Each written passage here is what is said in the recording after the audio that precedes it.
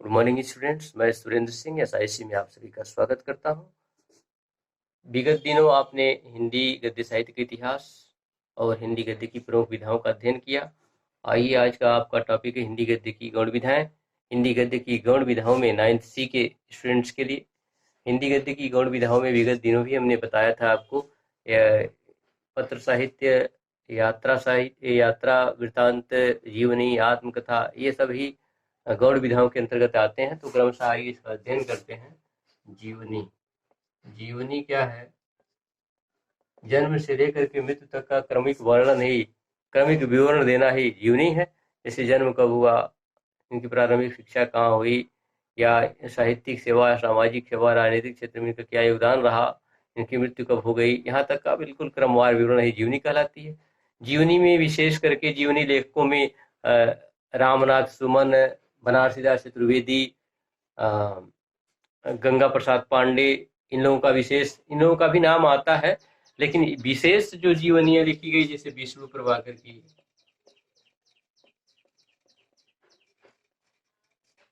इन्होंने लिखा आवारा मसीहा, आवारा मसीहा। अमृत राय, अमृत राय की क्या, अमृत राय जो प्रेमचंद के पुत्र हैं। कलम का सिपाही, ये जीवनियां विशेष इन लोगों ने लिखा है और हिंदी साहित्य को समृद्ध किया है। जीवनी के बाद होता है आत्मकथा।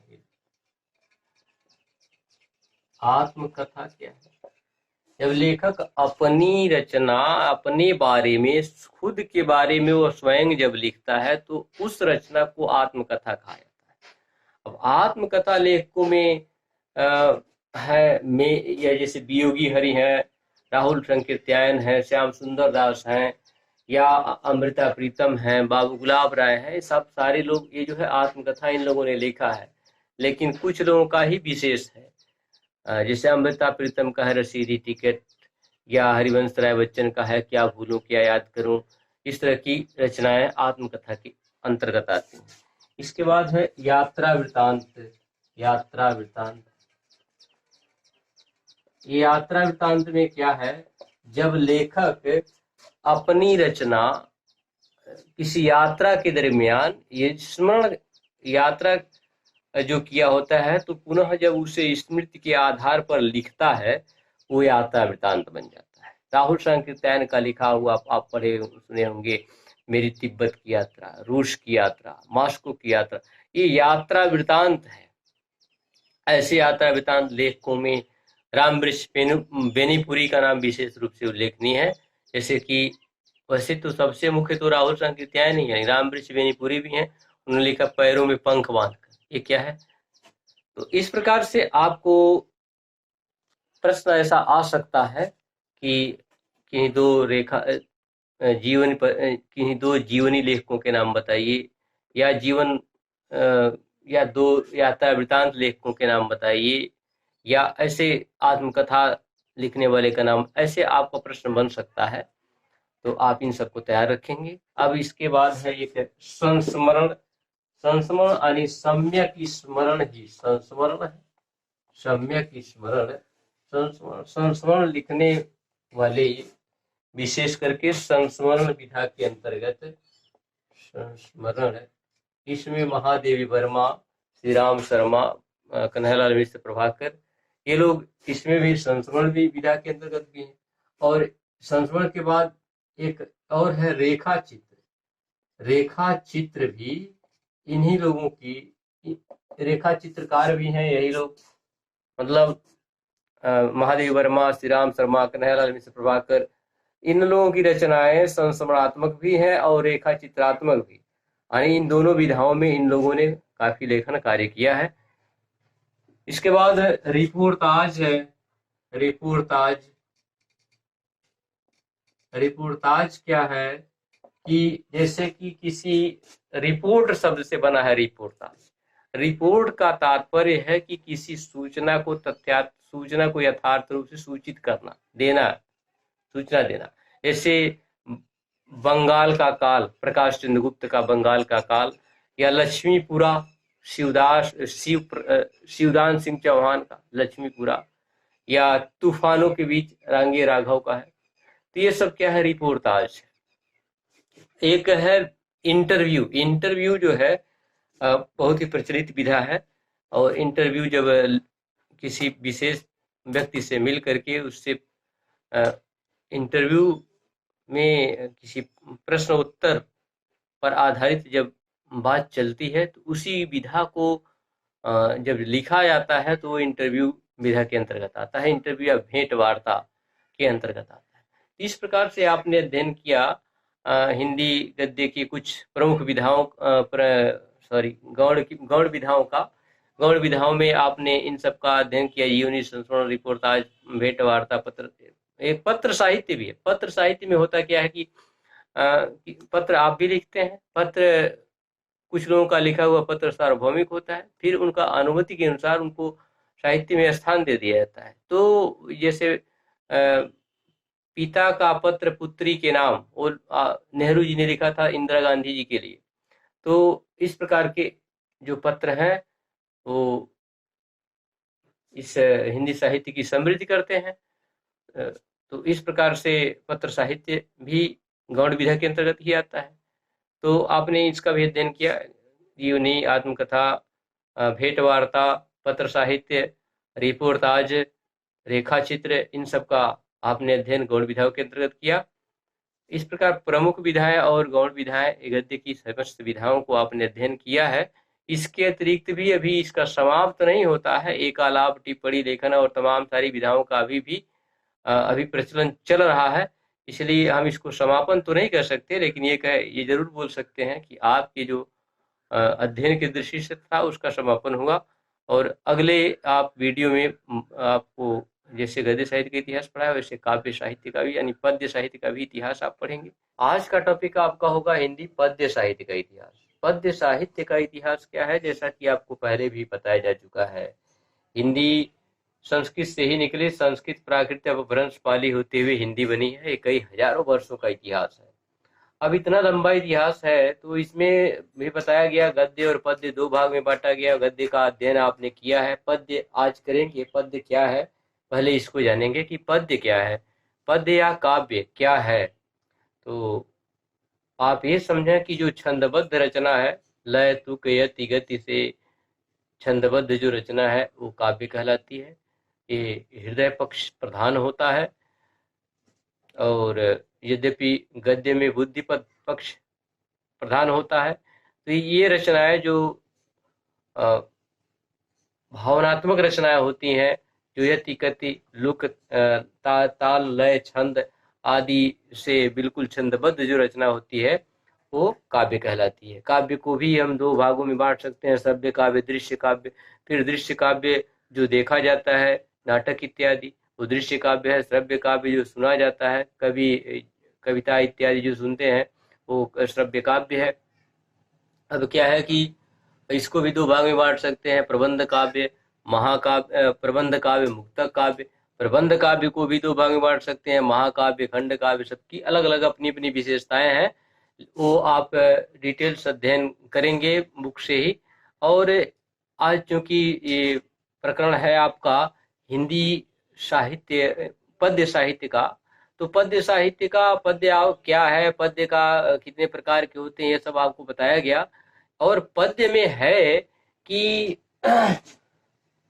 इस पद्य का इतिहास लेखन का कार्य जो है बहुत से कई डॉक्टर ग्रियर्सन, शिव सेंगर और डॉक्टर नगेंद्र, हरिवंश राय बच्चन या डॉक्टर राम कुमार वर्मा, इन सारे लोगों ने हिंदी साहित्य का इतिहास लिखा है। लेकिन इनमें सबसे श्रेष्ठ लिखा है आचार्य रामचंद्र शुक्ल ने हिंदी साहित्य और हिंदी साहित्य का इतिहास। और हिंदी साहित्य के इतिहास में जो आचार्य रामचंद्र शुक्ल ने लिखा है, इसका समर्थन महावीर प्रसाद द्विवेदी और डॉक्टर राम कुमार वर्मा ये दोनों लोग करते हैं। और अधिकांश साहित्यकारों ने, अधिकांश लेखकों ने इनका समर्थन किया है, इनका श्रेष्ठ है। इसलिए आपको जो है इन्हीं द्वारा हिंदी साहित्य का काल विभाजन और हिंदी साहित्य का इतिहास आपको पढ़ाया जाता है। तो हिंदी साहित्य का काल विभाजन में 9th वर्ग के छात्रों के लिए तो विशेष करके हिंदी में जो है ये आचार्य रामचंद्र शुक्ल ने जो बंटवारा किया, जो विभाजित किया है, तो जैसे आदिकाल, भक्ति काल, रीति काल, आधुनिक काल, तो ये अलग अलग कालखंडों में इसको विभक्त किया है। जैसे 1050 विक्रम संवत 1050 से 1375 ये हो गया आदिकाल। इनको आचार्य रामचंद्र शुक्ल ने वीर गाथा काल भी कहा है। ये आदिकाल तो हजारी प्रसाद द्विवेदी ने कहा है। तो अन्य लोगों ने कई नाम इनके दिए हैं। डॉक्टर राम कुमार वर्मा ने सिद्ध सामंत काल कह दिया है। गणपति चंद्र गुप्त ने इसे प्रारंभिक काल कहा है। ऐसे ऐसे कई लोगों ने इनका कई नाम है दिया है। तो विशेष करके हम ये आपको बताना चाहेंगे, या इसलिए मैं बता दे रहा हूँ कि आपको प्रश्न बनता है कि आदिकाल को किन किन नामों द्वारा जाना जाता है। या कोई ये प्रश्न बना सकता है कि बीज वपन काल किसने कहा, तो बीज वपन काल महावीर प्रसाद द्विवेदी ने कहा। ऐसा आप जानेंगे तभी तो बताएंगे। तो इसलिए विभिन्न नामों को हम बता देते हैं। अब क्या है कि आदिकाल का अध्ययन विशेष रूप से नाइन्थ के छात्रों को करना है। तो आदिकाल की प्रमुख विशेषताएं क्या है, आदिकालीन साहित्य कैसे है। तो आदिकालीन साहित्य को हम 5 भागों में बांट सकते हैं। नाथ साहित्य, सिद्ध साहित्य, जैन साहित्य, नाथ साहित्य, रासो साहित्य और लौकिक साहित्य, 5 वर्गों में इसको बांट सकते हैं। अब क्या है कि इस आचार्य रामचंद्र शुक्ल ने कहा है कि ये जो है साहित्य जो होता है जनता के चित्त वृत्तियों का संचित प्रतिबिंब होता है। अब चित्त वृत्तियों का संचित प्रतिबिंब होता है, इसका मतलब है कि उसका अवलोकन करेंगे तो तत्कालीन समाज की जो स्थिति थी उसका पता चल जाता है। तो इसका अध्ययन करने से ये पता चलता है कि आदिकालीन ये जो साहित्य है इसका अध्ययन करने से ये पता चल जाता है क्या कि हमारे देश की राजनैतिक स्थिति, सांस्कृतिक और सामाजिक स्थिति क्या थी। उसका पूरा का पूरा आपको अध्ययन करने से पता चल जाता है।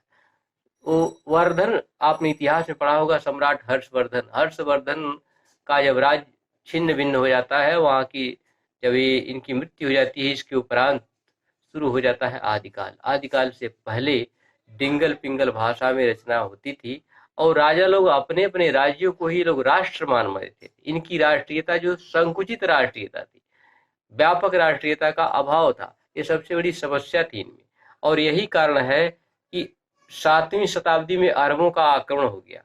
अरबों के आक्रमण के दुष्परिणाम से हुआ यूं कि यहाँ की जनता इधर से भी पिसने लगी। युद्ध, अकाल, महामारी, आतंक, इन सब से जनता त्रस्त हो गई और बड़ा ही दयनीय दशा हो गया यहाँ के लोगों का। यहाँ 2 ही वर्ग बने, सामंत वर्ग और एक निम्न जो श्रमिक वर्ग था।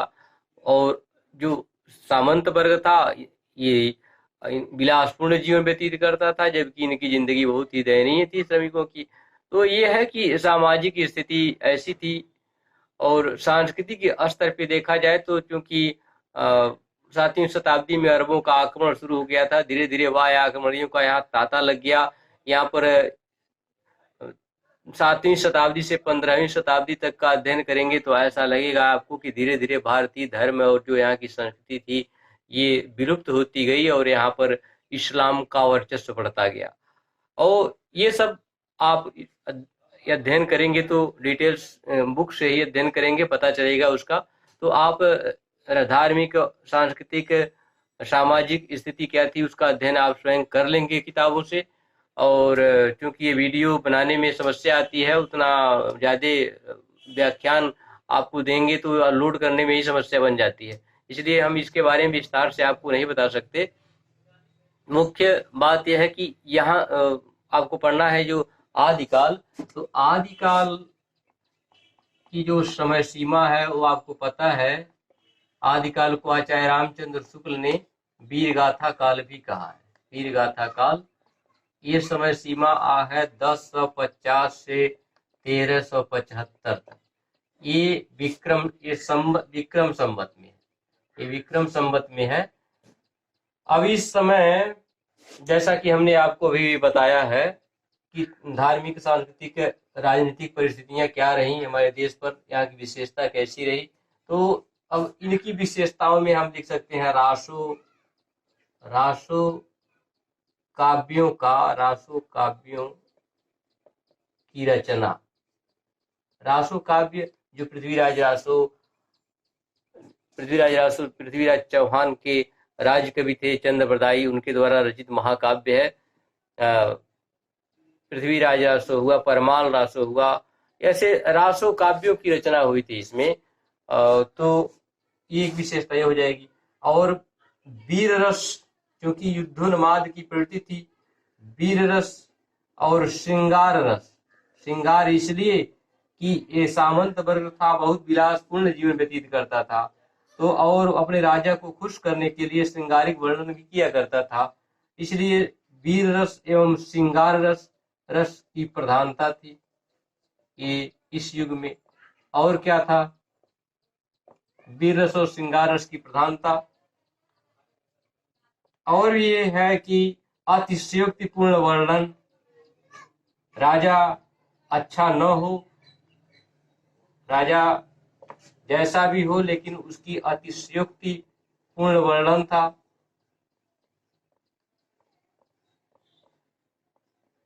केवल राजा का ही नहीं बल्कि युद्ध के समय का और तमाम सारी बातों का अतिशयोक्तिपूर्ण वर्णन था। कल्पना का प्राचुर्य था, कल्पना अतिशयोक्तिपूर्ण कल्पना किया करते थे। तो ये जो है जो प्रमाण मिले हैं वो भी संदिग्ध हैं। तो एक ये भी हो जाएगा संदिग्ध प्रमाणिकता। और डिंगल पिंगल भाषा का प्रयोग हुआ है। डिंगल पिंगल, आप सोच रहे होंगे डिंगल पिंगल क्या है? डिंगल पिंगल भाषा का प्रयोग मतलब डिंगल ये है कि राजस्थानी जो अपभ्रंश था उसमें राजस्थानी मिलकर के डिंगल बना, और अपभ्रंश में ही ब्रज भाषा मिलकर के पिंगल बन गया, तो डिंगल पिंगल भाषा का प्रयोग भी होता था। तो ऐसे इस काल में आपको बताया गया आज ये हिंदी पद्य साहित्य के इतिहास में इस प्रकरण के अंतर्गत आदिकाल में आपको ये बता दिया गया क्या कि काव्य क्या है, काव्य क्या है, और काव्य के साथ ही साथ ये बताया गया काव्य के प्रकार कितने हैं। काव्य आदिकाल या पूरे जो है साहित्य का विभाजन, पद्य साहित्य का विभाजन जो है कैसे, काल विभाजन जो है कितना कितना किया, कैसे किया गया है। आदिकाल, भक्ति काल, रीति काल, आधुनिक काल, इन रूपों में इसका बांटा गया है। और इसके बाद इनकी आदिकाल की प्रमुख प्रवृत्तियां क्या है, राजनीतिक, सामाजिक, सांस्कृतिक परिवेश क्या रहा है उस समय का, तो इसका आप डिटेल्स अध्ययन घर पे भी आप करेंगे। Okay, thank you.